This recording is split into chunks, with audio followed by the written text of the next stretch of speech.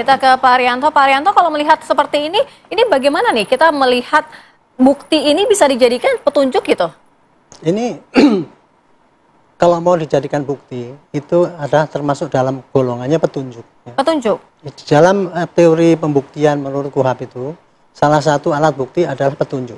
Petunjuk itu bisa berupa informasi, bisa berupa material, bisa berupa gambar dan sebagainya yang terpotong-potong, dan apabila dirangkaikan itu mengandung suatu informasi jalannya suatu cerita itu.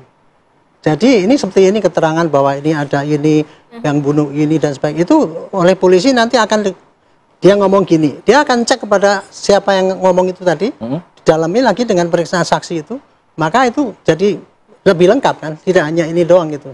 Rangkaiannya begitu ya? Rangkaiannya bisa rangkai, intinya hanya untuk memberikan keyakinan pada hakim bahwa mendengar cerita itu, oh ya emang ceritanya kayak gini gitu. Jadi nggak peduli itu tadi bunyinya cuma ngomongnya orang gini, karena ini bukan satu-satunya sebagai alat bukti itu.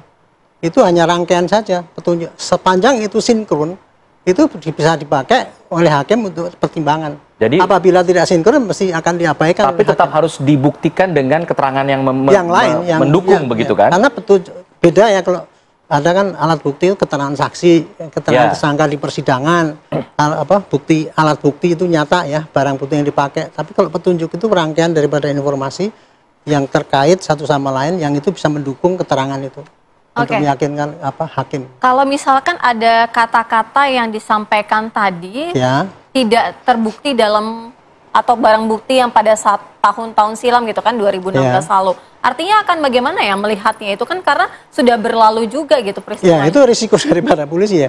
Kalau saya melihat ini dari satu penyidikan ya dulu. Menurut saya kasus ini sebenarnya yang kayak gini nih banyak terjadi pada masa lalu. Karena tugas polisi itu kan biasanya kan rakyat maunya kan kalau ada kejadian maka polisi harus bertindak. Dan bertindaknya itu harus 100% berhasil. Contohnya adalah bisa nangkep tersangkanya, bisa mengungkap kasusnya, bisa mengirimkan ke pengadilan. Nah ini kalau dari kasus ini saya lihat ya, dari 11 tersangka sudah dikirim 8 dan sudah diputus. Menurut saya ini sudah bagus kerjaan polisi. Cuman satunya adalah sekarang ini polisi harus buka ini. Tuntutan masyarakat sekarang itu bukannya sekedar kalau polisi itu ada satu kejadian, kemudian dia mengirimkan barang bukti, divonis, selesai urusannya. Dia masih memunculkan tuntutan keadilan gitu. Nah ini kelemahannya adalah ini dulu, ketika kasus ini sudah masuk ke persidangan, ada 11 tersangka kan waktu itu. Tapi kemudian kan yang 3 ini tidak ditindaklanjuti dengan keterangan bahwa ini masih DPO atau apa itu.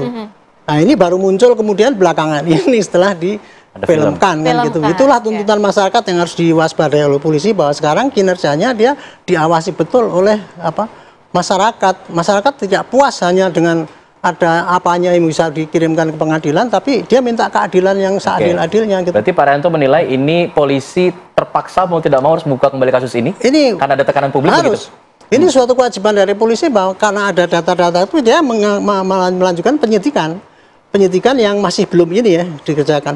Ya kerjakan apapun hasilnya nanti tetap aja terangkan kepada masyarakat, nggak usah ketakutan menurut saya. Dalami aja yang kira-kira bisa cari, apalagi cuma DPO itu tadi.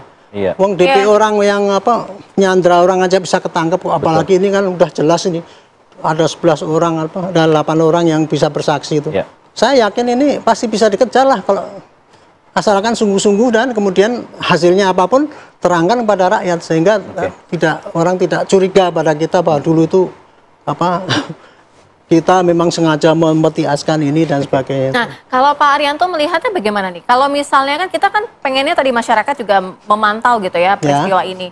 Nah, artinya apa yang menjadi kendala dari pihak kepolisian? Karena kan kalau misalnya dari geng motor, dari kesaksian, artinya kan sudah bisa dijelaskan identitasnya gitu kan. Tapi kenapa nangkep ini susah banget gitu? Ya gitulah, masyarakat selalu berasumsi ya bahwa pekerjaan itu kayak balik tangan kan gitu Mbak. Itu padahal pekerjaan itu pelik gitu Pak. Dan saya bisa mengatakan ya, polisi itu bisa mengungkap satu kasus itu Pak. Nomor satu adalah faktor luck, faktor keberuntungan. Kadang-kadang ada kasus yang gampang tapi mudah diungkap tapi tidak terungkap.